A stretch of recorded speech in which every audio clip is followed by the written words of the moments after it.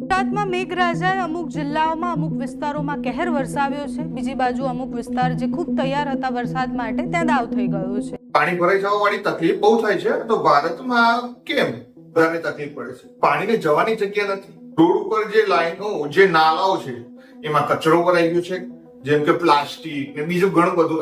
પબ્લિકની ટેવ છે ને યાર, આપણે ટ્રાવેલ કરતા હોય તો વેફર ખાઈને કે ભાઈ અમુક પ્લાસ્ટિકની ગોદડીઓ નાસ્તા વાસ્તા કરી બહાર ફેંકી દેવાની, ગાડીઓના કાચ ઉતારીને. અરે આપણા આંખે જોયું, શું કરવા યાર.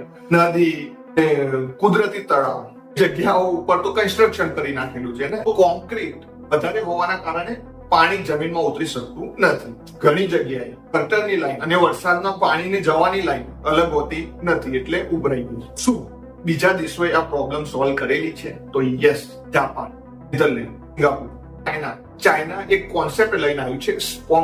ગૂગલ કરીને વાંચી શકો છો. નેધરલેન્ડનું પણ વાંચી શકો, સિંગાપુરનું. તો આપણે જાપાનનું ડિસ્કસ કરીએ. જાપાને ટોક્યોની અંદર મોટા અંડરગ્રાઉન્ડ ફ્લડ ટનલ બનાવ્યા છે. વરસાદના પાણીને મોટા મોટા અંડરગ્રાઉન્ડ ટનલ્સ અને ટેન્ક્સની અંદર સ્ટોર કરવામાં આવે છે. પછી પાવરફુલ પમ્પ્સ લગાયા છે જે એ પાણીને નદીની અંદર છોડી દે છે. તેના કારણે રોડ ઉપર પાણી જમા થવાની પ્રોબ્લેમ એમને એક લેવલ સુધી સોલ્વ કરનાર.